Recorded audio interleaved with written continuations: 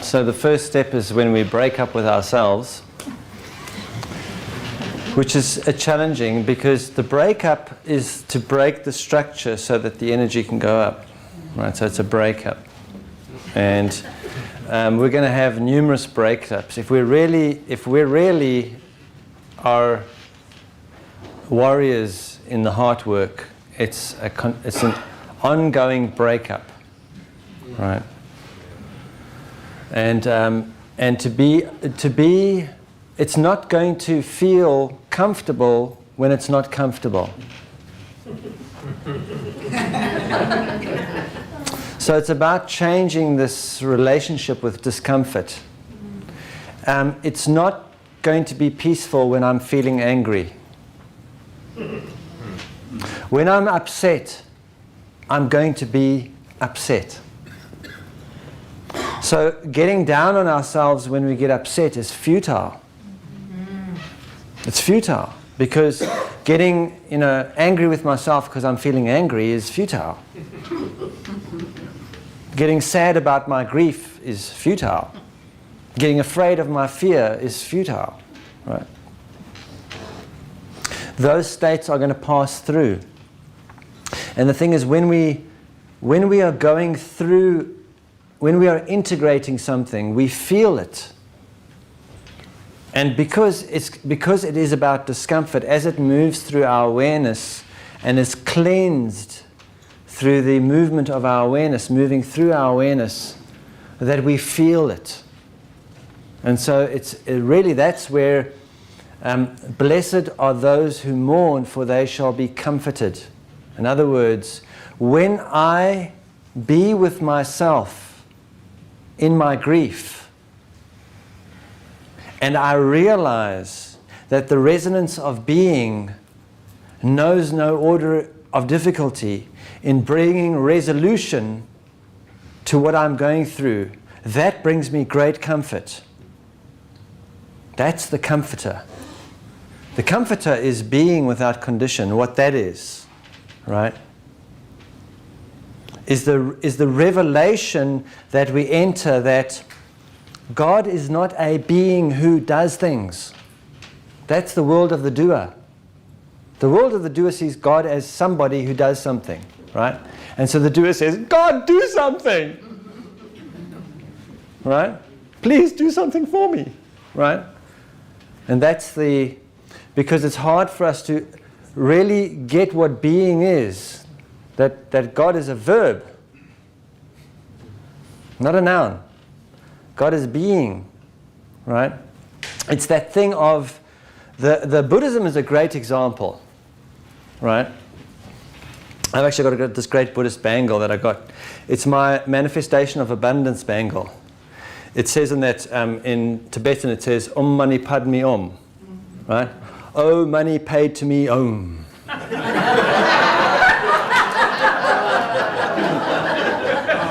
Oh, money paid to me, Om. Oh, money paid. So I like it.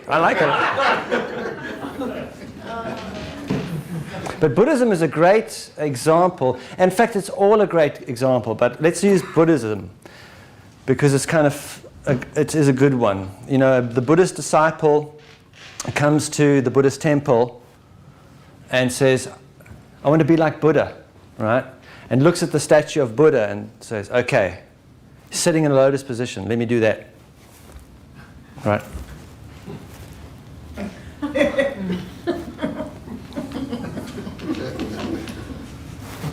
Well, that's obviously not it. Shaved his head. That must be it.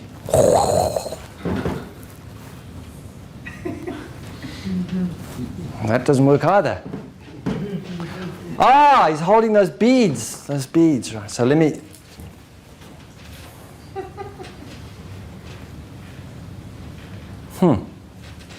That didn't work either, right? The orange robe. It's the orange robe.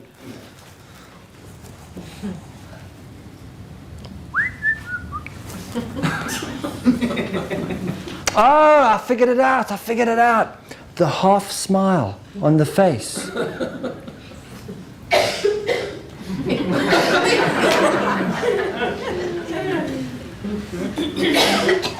Because Buddha isn't a being who does anything.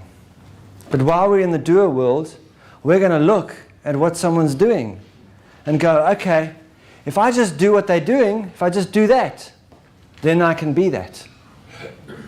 Must be doing, right? I want to be like you, I'll do what you do, right?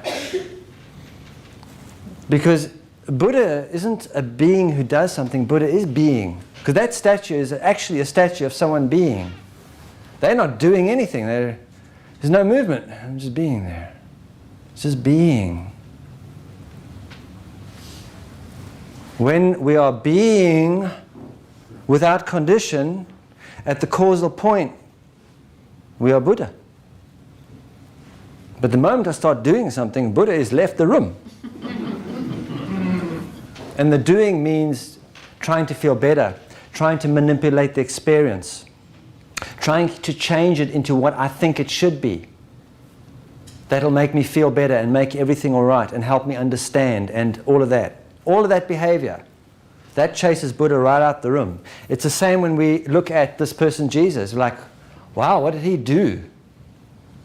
Well, he was doing stuff with fish, and he was walking on the water, and he was changing water into wine, and wow, he did a lot of stuff. Right?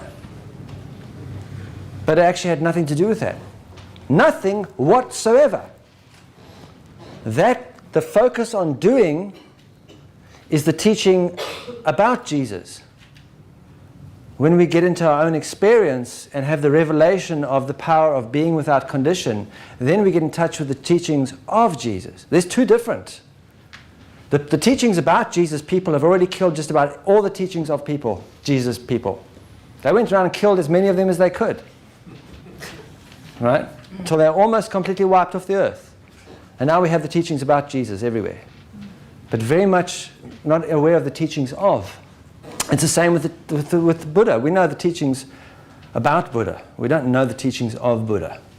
Because the teaching itself is given to us by the teacher, right? The teacher said, I am the door. I am the light. None come to the Father but through me. But that's we misinterpret it. We go like, okay, he's the door. He's the light. Unless I get with him, I don't get, right? But actually what he's saying, he most likely said, I am is the way. I am is the light. I am is the truth. None come to the Father but through the I am. And in my life, the I am is my experience I'm having. The radiance of the I am is my experience. So it's my experience is the light.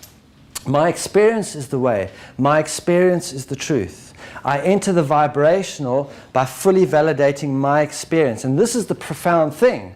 The moment I accept my experience as the ultimate truth, that what is happening now is valid, and I'm going to respond to that, rather than react by trying to change it and have another experience that I think I'm supposed to be having. The moment I accept my experience as valid, Jesus is talking to me. Whatever that is speaking to me, because it can only speak to me through the prism of my own experience. The deeper I enter my own experience as the truth, when I look at that, I see what it is. But when I try and do that, I'm lost. All right? And alchemy is about entering my experience as the laboratory, as the place, as the altar. My altar is my heart. The temple is my body. If I want to make a change, if I want to put down a prayer, then I enter my body. Where am I feeling this in my body? The causal point. Let me be with it without condition. In other words, place my love. Being without condition is just unconditional love. Placing love upon that situation. That's my prayer. My prayer is bring love into this situation. Place it here, on the altar. And that altar alters stuff. It brings it to resolution, and as that alters upon that altar, it alters out here. Because this is the only temple that works. And this is the only altar that is real. And that's the only one we have to discover and be with. And from then onwards, because there is all sorts of nutrition we get from the emotional work, but when we digest the vibrational food, that nutrition is called insight and revelation. I mean, that's revelation. That's what that vitamin and minerals out of that food is. Right? So it's very important to begin with myself. That's the starting point of the work. And my work will be brought to me on a silver platter every day. I don't have to look for it. Right? I'm going to have a Jesus moment at least 2 or 3 times a day. And that's every time I get upset. Every time I get irritated or annoyed or upset, that is the thief in the night. Coming in and waking me up in my state of hypnosis and sleep. Waking me up and going, wake up to this. There's something inside of you that is closed. Open. Open to me. Don't close here. Right? And whether I respond or react is whether I open or close. It's as simple as that. And that enables me to see within myself that I am vibrational, that my emotional body is the causal point of the quality of my experience, that it is a lens through which my experience radiates, through which the I am radiates into this experience. And according to the condition of my emotional body, so shall be my mental and physical experience. They are effects of the condition of the emotional body. If the emotional body is closed, there's going to be points of closure in my mental and physical world. If the emotional body is open, I'm going to be open in this world. It's as simple as that. If my emotional body has anger, I'm going to be focused on the anger of the world. I'm going to feel angry, I'm going to think angry thoughts, and I'm going to have angry encounters. And there is no getting away from it. You cannot fake it. You can just sedate and control our awareness of it, that's all.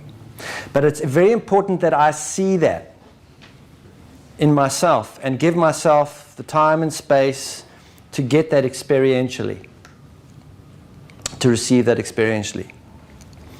Because once I see that to be true for me, and it's not something that I want to understand, I must know. I must see how I bring this to resolution, and then that changes. Bring this to resolution, that shifts. That I do unto myself as I would have others do. I must see it as an experience and know it to be true. Then I can enter the realm of deeper work. And the realm of deeper work is held by this expression. If you think you're enlightened, go home for Thanksgiving.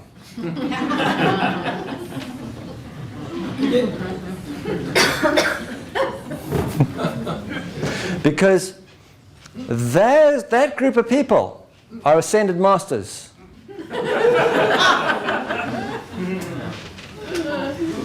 And they are devoted to their task.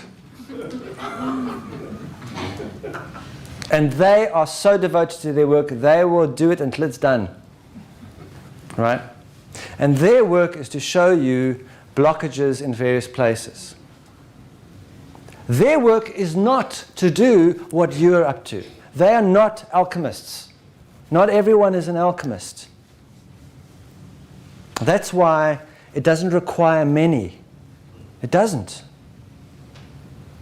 It doesn't require many. The radiance is so powerful. Right? Just takes one. In my world, it just takes me. In your world, it just takes you. That's it. And it will impact everything around. And the alchemist has a strange entry into this planet because you're born an alchemist. You don't come here and you just figure out, I think I'll be an alchemist. I think it pays well.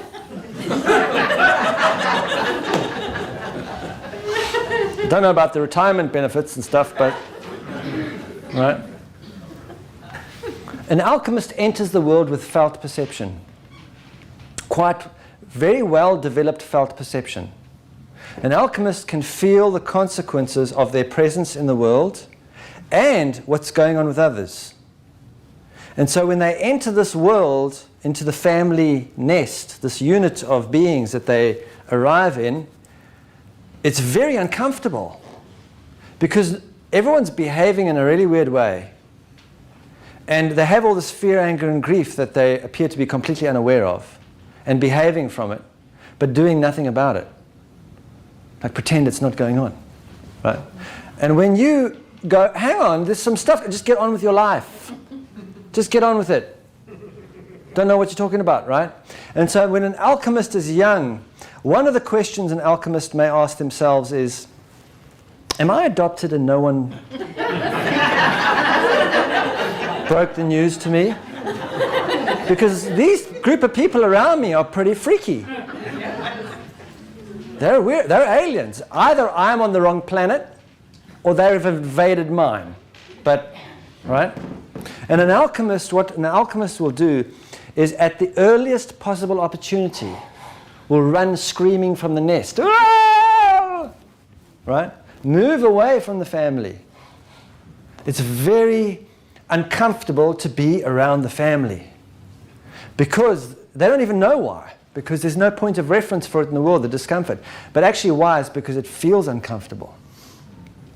Because the task of the alchemist is to be able to feel the family imprint. That's the task. The family doesn't feel the imprint. They behave out of it, but it's not their task to feel it. It's their task to reflect it. They're the mirror. The alchemist's task is to look into the mirror. But the alchemist can't. I mean, looking in that mirror is so uncomfortable. They run far away. And then look for someone who they can relate to. Go and look for my family, right? And that's when they join some tribe. Some group of beings doing something weird, right?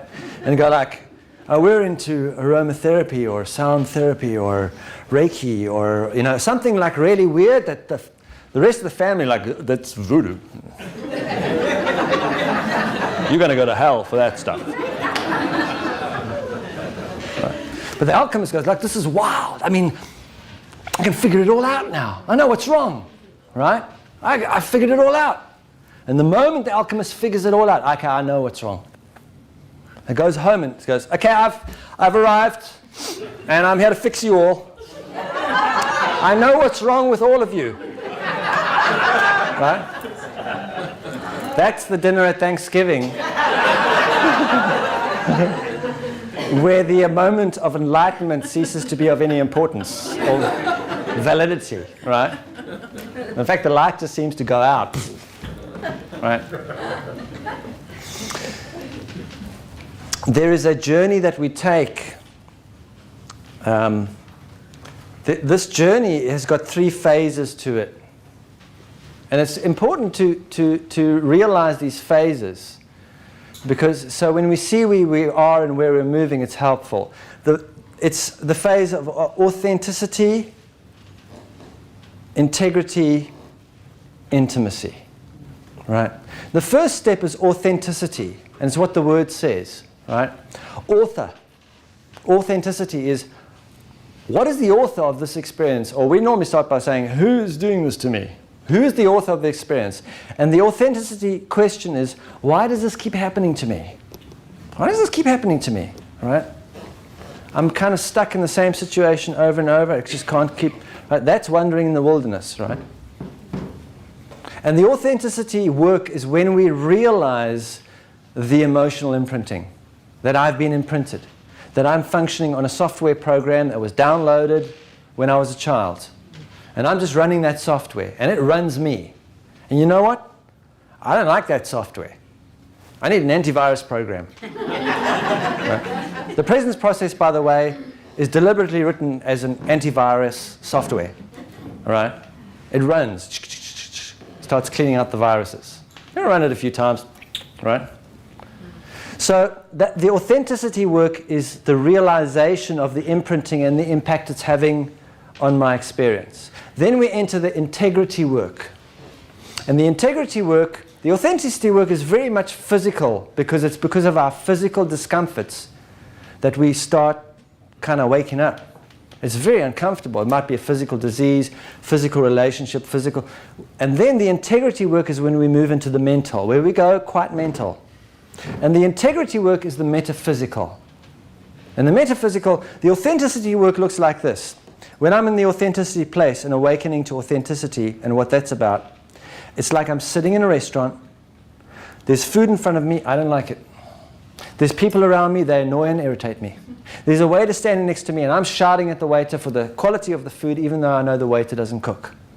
And in that place, I'm just deeply uncomfortable. I'm in a victor-victim mentality, and I'm going, why does this keep happening to me? And in asking that question, through that I discover the 7-year cycle, the imprinting, the emotional body as the causal point, and all of that. And that's the authenticity. Then I move into the integrity part of the journey. That's when I get up from the table in the restaurant and I discover, there's a kitchen. There's a kitchen. And I go into the kitchen. And the kitchen is really groovy. It's a sexy place. Because there's utensils, ingredients, appliance, different recipes. And I can cook things up and try out different recipes and play with different appliances and all this stuff. And that's all about integrity. And integrity is about structure. It's actually about realizing the divine structure of things. Not what I made, but actually what is the divine structure? Because there is a divine structure to this experience. And when we work in line with the divine structure, then that's when our structures that we manufactured start falling apart. And the divine structure that we're in at the moment is that we have a vibrational, we have an emotional, we have a mental, and we have a physical. And those are 4 aspects to the structure of this matrix, right? And each one of them has a purpose to it. For example, this room has a structure to it. The integrity of this room is determined by its structure. If its structure is not sound, the integrity is not sound. And the structure is determined by the right building materials being used for the right applications. I do not use windows to make foundations. Because if I do, when there's a slight deviation in weather condition, this building will fall over. So the integrity work is a learning about what is the right building material for the right application? Or what is the right application of a particular building material? That's the only purpose of the integrity work. Once that is realized, that work is for the most part done, right? But the problem is the integrity work, being in the kitchen, is so juicy, we want to live there. We completely identify with it. And it actually really gets to our ego. That manufactured, that need and want part of us can really get juiced up by the integrity work, because there's a chance of becoming a master chef. Right? And we like to study under the master chefs. And maybe we can be a master chef, right? And there's a whole thing about, and we know we're in the integrity work because when we say, I only buy books about the kitchen. I only buy kitchen books. And I only, mix with people that do kitchen things. And I'm on my way to my kitchen meeting now, and I'm looking at the other people in the traffic and saying, when are they going to go to a kitchen meeting? Right? When are they going to get into the kitchen? Right? Because we really love the kitchen, and it's a groovy place. What rescues us from the kitchen is our integrity. Right? It'll always, once our integrity becomes profoundly important, then we will move out of the kitchen as a form of identity. Because we will realize that the food must be served and disappear into nourishment and quiet conversation for it to fulfill its purpose. If we just keep cooking and cooking and cooking, right, and we don't serve the food, it'll overcook, it'll spoil, it'll go off. And the kitchen is really a hot and sweaty and smelly place. No one wants to live in the kitchen, right? But it's very important to know it's there and to realize what is the mental body for? What is the emotional body for? What is the physical body for? What do I go to the physical body for? If I go to the physical or emotional body, if I go to the physical body to do things that only the mental body can do, I'm going to be out of integrity. If I go to the mental body and try and apply something that only the emotional body has the capacity for, I'm going to be out of integrity. That's why when I try to make peace, I'm out of integrity. Peace cannot be made. Neither the emotional, mental, or physical body have the capacity to make something that has already been created. It can just sedate and control circumstances so that an artificial form of it is there. Quiet desperation. Right? Peace is already made. Those aspects have a capacity to realize it if they're in integrity. If we're in integrity, we realize peace. We don't make it. It's already here. We have to realize it. So once we've gone through the integrity journey and our integrity is now in question for ourselves and we want to stay in integrity, we'll move out of the kitchen. We'll no longer identify with that and we'll move back into the restaurant and sit down at the exact same seat we were sitting at before.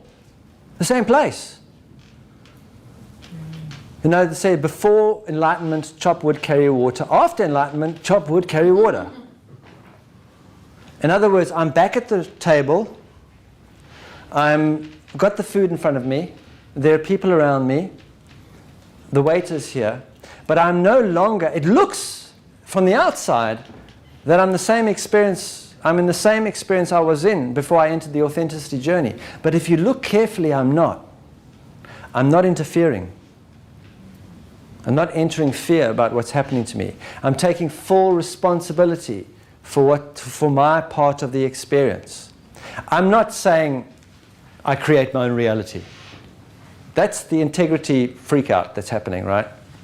The idea that I create my own reality, if you just allow yourself to be with that for a moment, if I say that I create my own reality and I truly believe that, it would mean I would know what is in your handbag right now. Because you're in my reality, I must have created you, right? It's a kind of isolationist detachment from everybody else. No. I co-create my experience of a reality that's already unfolding. That reality that's already unfolding, that's God's will. And I'm having an experience of it. And as close as I can get to my authenticity, integrity, and intimacy is close as I can get to what it is and release my interpretations of it and be with it as it is and celebrate it rather than try and turn it into something that will fulfill my needs and wants. So when I'm in the integrity journey, I may use things like the law of attraction to try and make what I want so I can feel better. I'm going to make it happen. I want that big house. Big house, big house, big house, big house, big house. Attract, attract. Because if I get the big house, I'll feel better. Right? But that's what we go through. We all have to go through that part of the journey. It's necessary.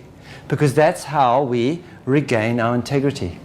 Right? We understand what building materials are used for what applications.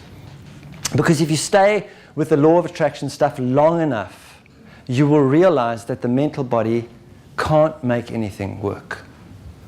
It's not God. It is not God. It can transform things into different forms, but it can't create anything. God creates, not thought. Right? And so we realize that along the way, and then we enter the intimacy part of the journey. The intimacy is when I am in life as it is, as it unfolds with me. And when every experience becomes a divine gift, an opportunity to see deeper into myself, to realize more about what I am, what God is for me, and where I am. That's the intimacy journey, into me and see. And I don't have to be in a special group or a special place or with special people. I just have to be where I am and be with that. And absolutely be with that, right? And it's very important to start establishing that in oneself before we enter the family front, the frontier. That's one of the final frontiers. Because we have this family structure, and the family structure is made out of 4 parts: father, mother, sister, brother. Just like we have vibrational, physical, mental, emotional. It's no coincidence that they're 4-4, right? The father, vibrational. The mother, physical. The brother, mental. The sister, emotional. And as we enter the family and stand in the midst of that, right, it's like father is here, mother is there, on the right-hand side is brother, on the left-hand side is sister, right? That's the only cross you really have to bear. And stand in the center of that one, right? And let that crucify you, right? Because what happens is each of them are reflecting aspects, attributes of our experience and in what condition they're in. I've manufactured a relationship with God out of my suffering. I've gone to God not as a response to God, but as a reaction to my life. I don't even know that I'm doing that.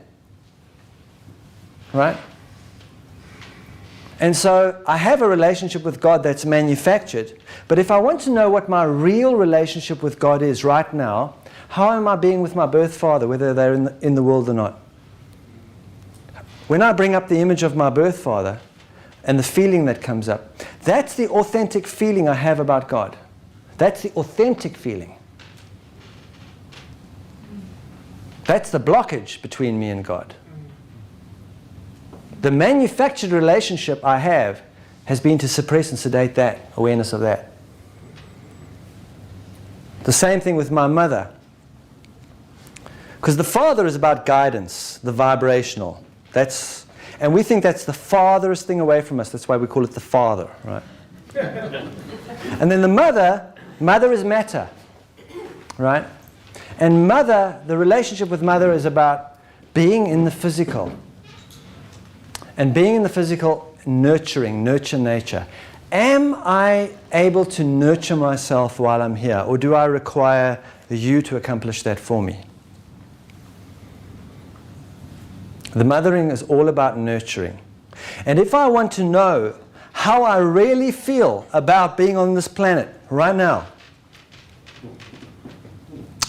because I might have a manufactured relationship with being on the planet. I'm in peace. This is paradise. I'm in harmony, right? But yet I can't sit at the dinner table in peace with my mother, my birth mother. Right? Save the planet. Save the mother. Your mother's on the phone. I'm not speaking to her. Save the mother.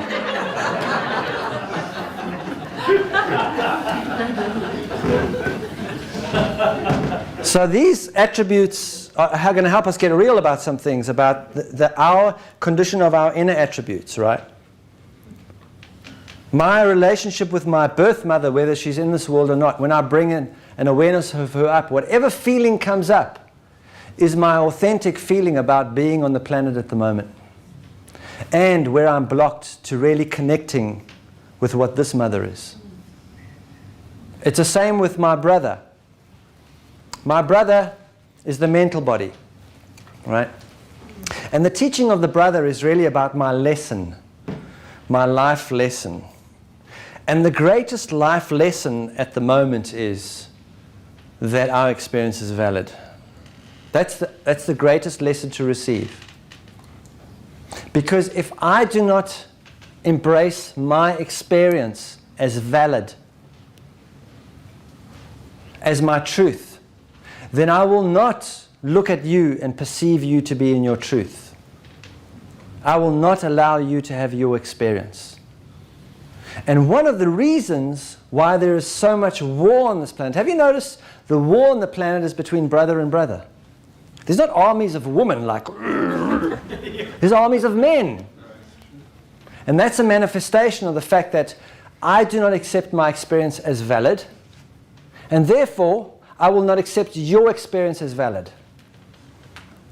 And I will try and change your experience and tell you what experience you should be having. And if you don't listen to me, I will attack you and destroy you. And one of the biggest causal points of that is our religions. The cause of most war is religion. Because religion says, this is the experience you're supposed to be having. Yours is invalid. You're supposed to have this one. And once you're having that one, then anyone else's is also wrong. Stop them. Get them to have this one. It's insanity, right? So that's an alignment. My relationship with my brother is going to reflect, when I bring an image of my brother up, is going to reflect to what extent I'm totally accepting my life as the truth, my life experiences. That's the lesson. The lesson is, my life is the lesson. Can I accept that? And then with my sister, sister is the emotional. The emotional is the causal point of the quality of my experience. If I'm not taking responsibility for my emotional condition, then I'm not healing myself. Someone else is doing that on my behalf. I'm running someone else to fix me. I'm expecting someone else. I'm blaming someone else for the way I feel. To what extent am I taking responsibility for my own experience? To what extent am I engaging with my emotional body and integrating what's going on there? Because that will tell me something about my relationship with my sister. And it's really interesting when we enter something up like the presence process. After about week 7, the family starts showing up in some way or another. Sister, brother, mother, just show us what's unfolding, because that's their task. You see, because the condition of my emotional component in relation to these attributes is called the family imprint. I share that with my family. If you took the imprint out of me, and you took the imprint out of the other members of my family, and you shuffled it behind your back, and you brought it out, there'd only be one. What keeps a group of souls together, clinging to each other, generation after generation, is not love. It's dysfunction. There are only dysfunctional families. The family unit is a dysfunctional unit. Because how can everything I have here, right? My jeans, my bottle of water, the stage I'm standing on, this bangle, this recording equipment, all given to me by the earth, provided by my mother. She provides everything I require while I'm here physically. Am I going to expect one woman to play that role and hold her down to it? Go, you're my mother, you have to be my mother. That's an intense trip to play on a person, right? So there's at some point, the mother takes care of us.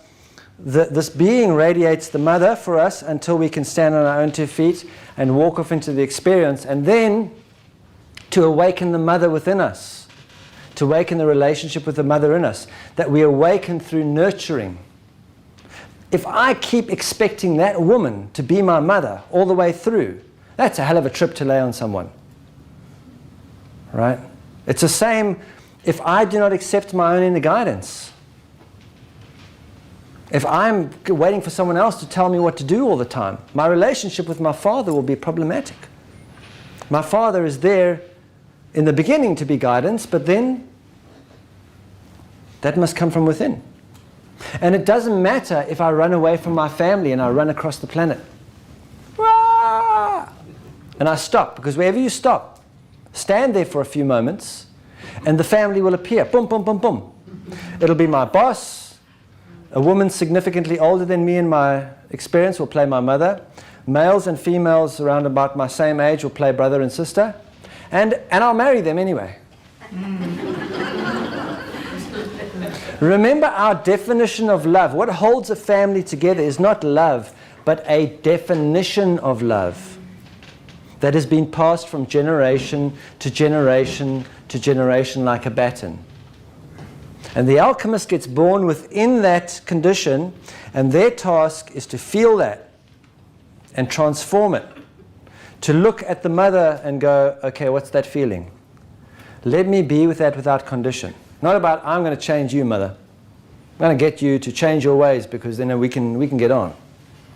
You just listen to what I tell you, I'll fix you up, everything will be fine, right? Looking at my father, what's the feeling that comes up when I bring my father up? That feeling. Can I be with that without condition? Because that's my real blockage between me and the vibrational. The feeling between me and my brother. What's that feeling? The feeling between me and my sister. It's not about changing them at all. Their task is to mirror it. They're doing their work with absolute devotion.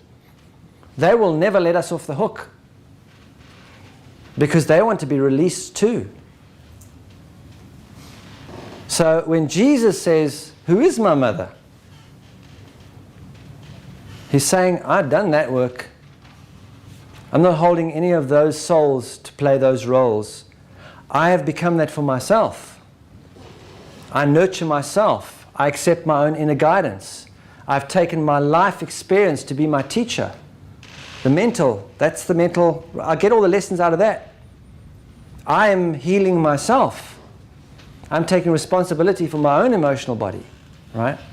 And when we enter that place, that's a powerful place. Because just as we said earlier on, this must impact our 3D experience. Watch what happens when you stand in the middle of that cross and you feel those resonances and you allow them to be without interference and be with them without condition. Watch what happens to your family experience and how everyone gets released from having to perform those roles to get your attention to the work that's supposed to be done.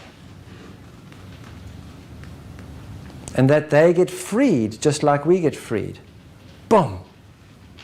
And the power of it is not, the freedom doesn't just happen in this generation, it happens all the way along the timeline. Because everyone shares that imprint. That imprint has been passed down, down, down, all through the generations until this moment. And no one before us knew what to do with it, or even that it existed, because we were completely in a mental, physical place. We didn't even have the awareness to tune into the physical aspect, the emotional aspect of it. Now we do.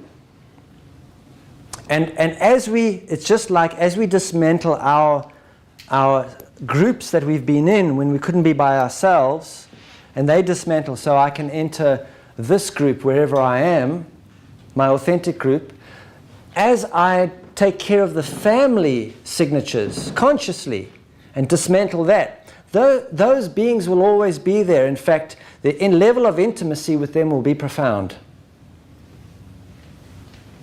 My experience was, coming back after 9 years of traveling and doing really important things around the world.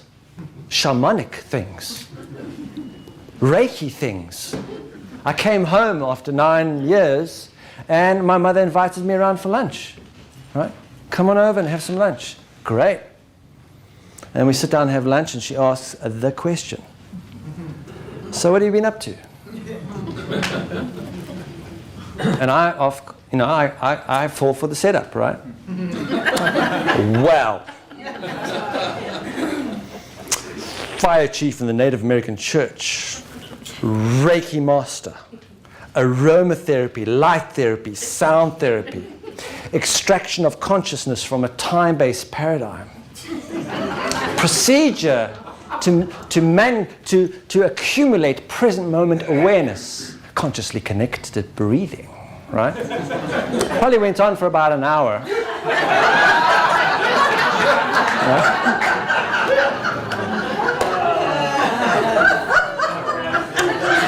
My mother sat quietly and patient with me and listened, right? And then once I had done and all the wind had blown out of my sails, I sat there. She said, "So, you mean you've really been doing nothing for about 9 years?"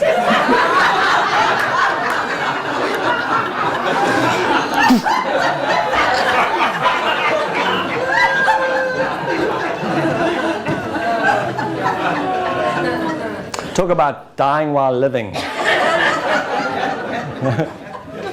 It's like, you know, one of those big blow-up balloons and someone just opens it, goes shh.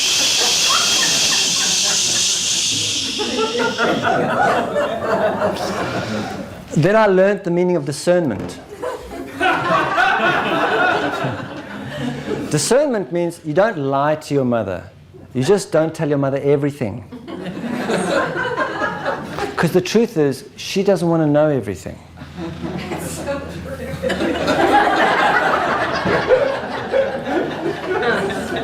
Really, what in that moment the universe was sitting there in the form of my mother, saying, well, I'm not supposed to be impressed with any of that, you are. Right? And in that moment, I realized, not right in that moment, because right in that moment, I think I actually wanted to reach over and just strangle her in the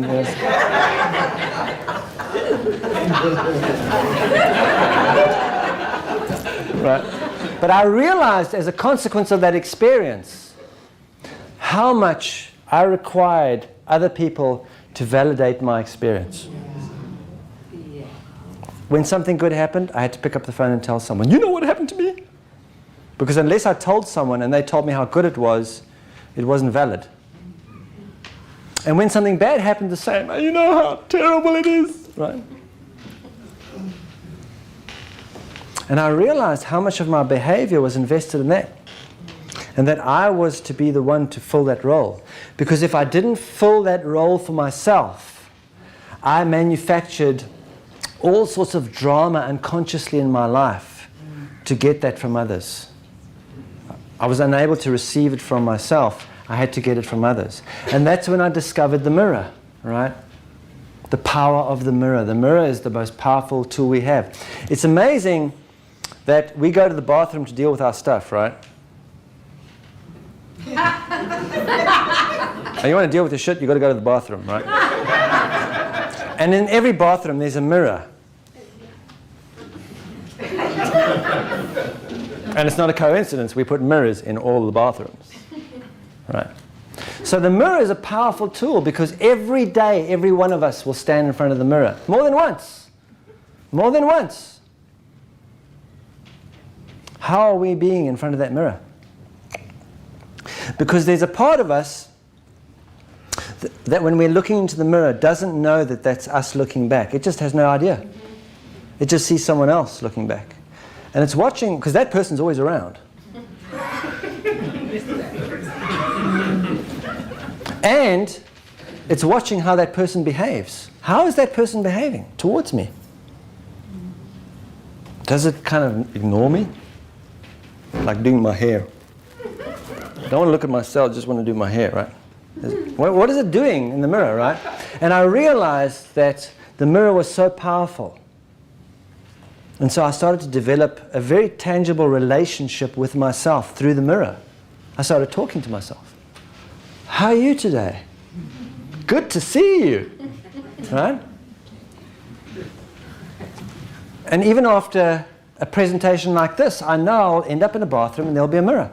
Doesn't matter where I am in the world. There'll be a mirror. And I'll go into the mirror, I'll go into the bathroom, I'll look in the mirror and I'll say, you're the man. Dude, you're the man. Great presentation. I love that insight that came up. I don't know where that came from. You're the man. I don't know where you get that stuff from. I think you're just making it up as you go along. But that's all right. Just be in the moment with it. You're the man, right? But the same thing, if I'm upset, if something is really troubling me, I'll go to the mirror and I'll say, don't worry about it. I'm going to take care of it. You know that I always do. At some point, I will take care of it, right? I'm a bit freaked out at the moment, but that's okay. I'm aware of it. I'm going to take care of it, right? You can count on, you know you can always count on me, right? I'm always going to be here. And so when I developed that relationship with the mirror, it's really a metaphor for developing that with myself. When I'm uncomfortable, can I can I hold myself? When I've accomplished something, can I celebrate myself? Do I need someone there to validate it for me? Or is my experience valid just because I'm here?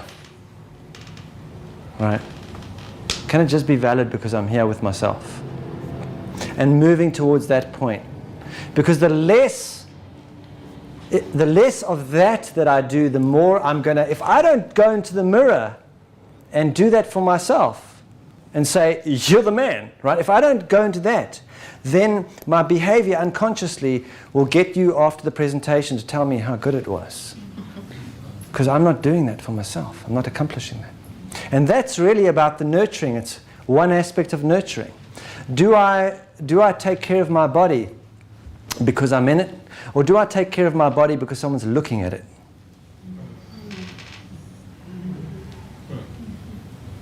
These are the questions of nurturing. And in as much as I mature as a self-nurturer, I release my birth mother from the role she's had to play and tune into this earth as the mother. And that relationship, because actually you can look at any scripture. You can search as hard as you want. You will never find the words, and God made the adults. It's not there, because there are only children here now. There are only children. Children playing different roles, right? But there is a father and there is a mother. And there are lots of brothers and sisters. And to enter that family again requires going into the emotional signature that holds the inauthentic one together, because it plays its role. Remember, all these structures have played their role. And now we dismantle them by integrating the emotional signature. Then that family structure that I've lent on through my need and want can dismantle. And I can re-enter my authentic family, which is wherever I am in any moment, I'm with my family. Whether I realize it in the moment or not, that's the reality. This is my family. This is our family. We just can't recognize each other when we're in our hypnotized state, right? Because our real connection is the vibrational, not the physical, mental, emotional experience that's unfolding at the moment. And so the closer I'm getting to that vibrational awareness of who I am, the structures that maintain the inauthentic structures around me are all falling apart. And so be aware that as we go deeper in, it appears things fall apart. It's a beautiful, beautiful, beautiful thing. Remember, we don't want to change. We want to change as long as everything stays the same. Remember that? So when the change happens internally, allow it to happen outwardly. Trust it. Absolutely trust it. It's for our highest interest, right? And the family work is very important. It's extremely important to be able to look upon our family, see the emotional signature, take care of that, because only we can. My brother's not supposed to do this work. My sister's not supposed to do this work. My mother's not even supposed to do this work, but she loved me so much, she tried. Right? My father's not even supposed to do this work. It's my task in my situation. It's your task in your situation. Right? So what we tend to do is, I read a book like The Presence Process, and then I buy a copy for everyone in my family, and say, oh, you can, I get with the program. Right? When I showed my brother my book, he goes, does it have a good ending?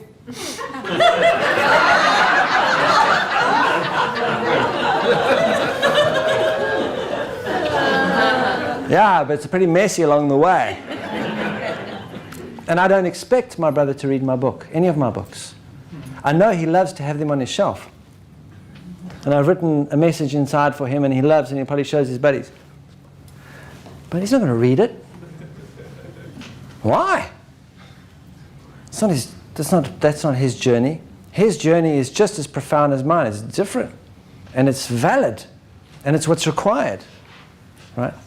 So the alchemist, not everyone is an alchemist, and don't try and force everyone to be. Just take care of your work and watch the radiance, the power of it. No one even has to know what it's about. And if they ask, you can speak about it. Because then they're receptive. But if they don't ask, don't give advice. Don't you know that there's so much suffering in pointing out people's issues to them when they don't have the capacity to take care of it. Because now they're filled with life as it is and an awareness of this. And now what? I don't have the emotional capacity to take care of my anger. Now you've shown me how angry I am. Now what? Now I'm a mess because I didn't ask for it. I'll only ask for it when I'm ready, when the heart goes, okay, you're ready.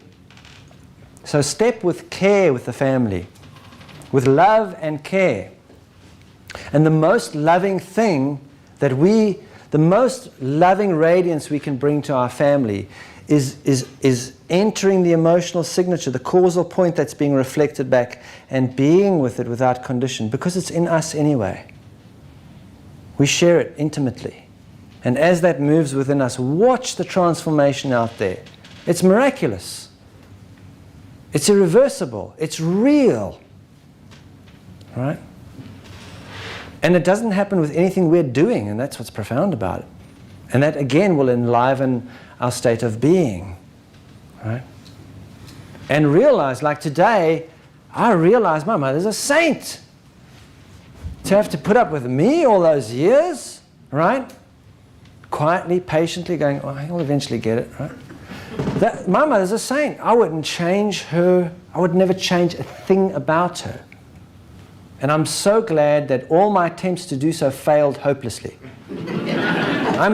Thank you. Right? Because I've removed the hypnosis, the fear, anger, and grief that came from that reflection of the discomfort of being in the physical and not being able to nurture myself here, not even wanting to, and overcoming that and nurturing myself and having it be enough to be with myself just because. And so now I may still call her mother, but she's my sister. She's my family in a much deeper way. I've released her from that role. When we hang out with each other now, we don't tie each other to any roles. I love hanging out with her because there's none of that. We don't do anything to each other, right? It's the same with that capacity is there with our whole family, and it will unfold organically by sitting with the emotional signature and being with it without condition.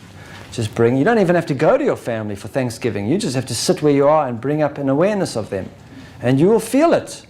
Feel it without condition. Allow it to be there. It's valid. Bring love to it. Bring being without condition to it. That knows no order of difficulty and will impact it at a causal point, and watch the changes around. Enjoy your lunch. We'll be back here at 2 o'clock. And we'll see you then.